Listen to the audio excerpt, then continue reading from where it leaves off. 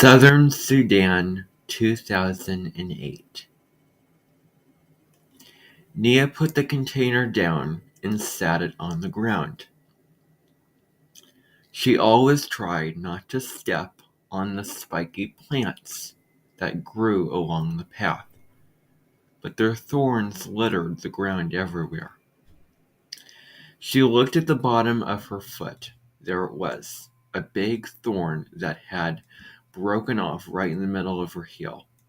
Nia pushed at the skin around the thorn.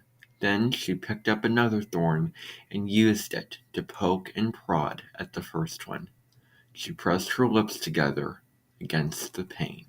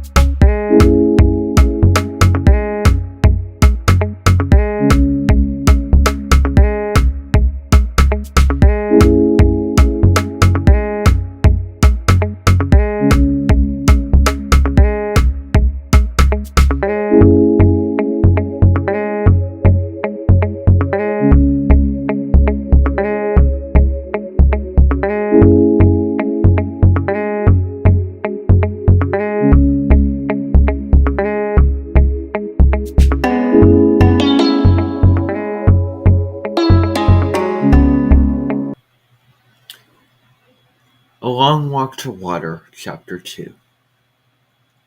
Southern Sudan, 1985. Boom! Salva turned and looked. Behind him, a huge black cloud of smoke rose. Flames darted out of its base. Overhead, a jet plane veered away like a sleek, evil bird. In the smoke and dust, he couldn't see the school building anymore. He tripped and almost fell. No more looking back, it slowed him down. Salva lowered his head and ran. He ran until he could not see any more. Then he walked. For hours, until the sun was nearly gone from the sky. Other people were walking too. There were so many of them that they couldn't all be from the school village. They must have come from the whole area. As Salva walked, the same thoughts kept going through his head in rhythm with his steps. Where are we going? Where is my family? When will I see them again? The people stopped walking when it grew too dark to see the path. At first, everyone stood around uncertainly, speaking in tense whispers or silent with fear. Then some of the men gathered and talked for a few moments. One of them called out, "Villages! Group yourselves by villages. You will find someone you know." Salva wandered around until he heard the words, "Lone Arik, the village of Lone Arik here." Relief flooded through him. That was his village. He hurried toward the sound of the voice. A dozen or so people stood in a loose group at the side of the road. Salva scanned their faces. There was no one from his family. He recognized a few people. A woman with a baby, 2 men, a teenage girl, but no one he knew well. Still, it was comforting to see them. They spent the night right there by the road, the men taking shifts to keep watch. The next morning they began walking again. Salva stayed in the midst of the crowd with the other villagers from Lone Arik. In the early afternoon, he saw a large group of soldiers up ahead.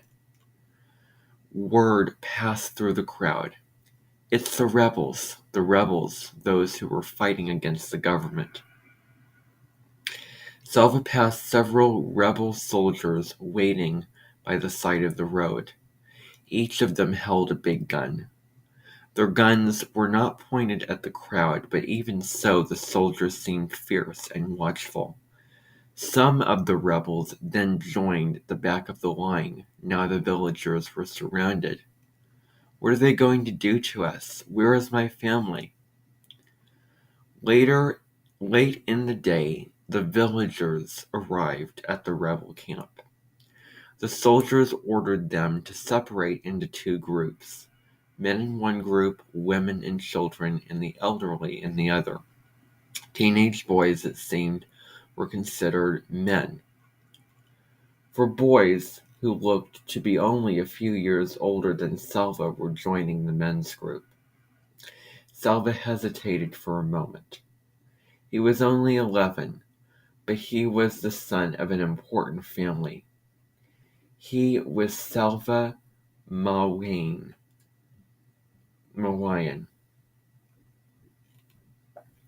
Dut Arik, from the village named for his grandfather. His father always told him to act like a man, to follow the example of his older brothers, and in turn set a good example for cool. Salva took a few steps toward the men. Hey! A soldier approached Salva and raised his gun. Salva froze. All he could see was the gun's huge barrel, black and gleaming as it moved toward his face. The end of the barrel touched his chin. Salva felt his knees turn to water. He closed his eyes. If I die now, I will never see my family again. Somehow this thought strengthened him enough to keep him from collapsing in terror. He took a deep breath and opened his eyes. The soldier was holding the gun with only one hand. He was not aiming it. He was using it to lift Salva's chin so he could get a better look at his face. Over there, the soldier said. He moved the gun and pointed it toward the group of women and children. You are not a man yet. Don't be in such a hurry. He laughed and clapped Salva on the shoulder. Salva scurried over to the women's side. The next morning, the rebels moved on from the camp. The village men were forced to carry supplies, guns, and mortars, shells, radio equipment. Salva watched as one man protested that he did not want to go with the rebels. A soldier hit him in the face with the butt of a gun. The man fell to the ground, bleeding. After that, no one objected. The men shouldered the heavy equipment and left the camp. Everyone else began walking again. They went in the opposite direction from the rebels, for wherever the rebels went, there was sure to be fighting. Salva stayed with the group from Lone Arik. It was smaller now without the men, and except for the infant, Salva was the only child. That evening they found a barn in which to spend the night. Salva tossed restlessly in the itchy hay. Where are we going? Where is my family? When will I see them again? It took him a long time to fall asleep.